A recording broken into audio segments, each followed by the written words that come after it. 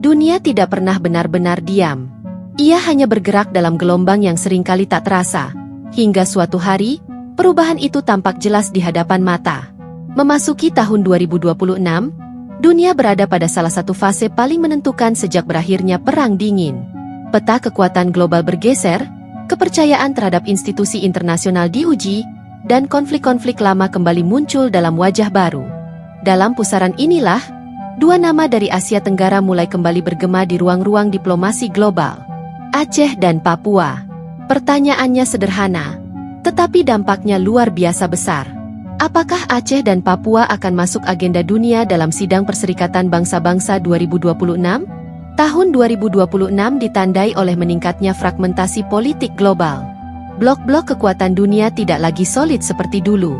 Negara-negara menengah dan kecil memperoleh ruang manuver yang lebih besar. Dan kawasan yang dulu dianggap periferal kini menjadi kunci stabilitas global. Isu hak asasi manusia, konflik internal, penentuan nasib sendiri, keadilan pembangunan, dan keberlanjutan perdamaian kembali menjadi pusat perhatian dunia. PBB, yang sempat dianggap melemah, mulai kembali memainkan perannya sebagai arena utama perundingan moral dan politik internasional. Dalam konteks inilah, Aceh dan Papua kembali relevan. Selama puluhan tahun, Papua dipandang sebagai persoalan domestik Indonesia. Namun perlahan, paradigma itu mulai bergeser. Negara-negara di kawasan Pasifik Selatan memiliki ikatan kultural dan historis dengan masyarakat Papua. Ketika laporan-laporan tentang situasi kemanusiaan terus bermunculan, tekanan moral di kawasan itu pun meningkat. Forum-forum regional seperti Melanesian Spearhead Group, Pacific Island Forum, serta berbagai pertemuan HAM internasional semakin sering membahas Papua, bukan sebagai konflik bersenjata semata, tetapi sebagai persoalan hak politik dan pembangunan yang belum selesai. Diaspora Papua di Eropa, Pasifik, dan Amerika kini membangun jaringan advokasi yang sistematis.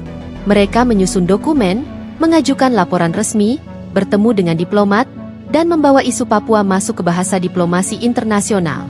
Papua tidak lagi hanya muncul sebagai teriakan protes, tetapi sebagai kasus politik yang terstruktur dalam sistem internasional. Namun dalam pertanyaan sejarah, Aceh berada dalam posisi yang berbeda. Ia tidak lagi berada dalam konflik bersenjata. Namun sejarah Aceh terlalu besar untuk dianggap selesai begitu saja. Perjanjian Helsinki 2005 mengakhiri perang panjang dan membuka jalan bagi perdamaian. Aceh diberi otonomi khusus, kewenangan politik, dan ruang untuk mengelola identitasnya sendiri. Namun 2 dekade kemudian, muncul diskusi baru, bukan tentang senjata,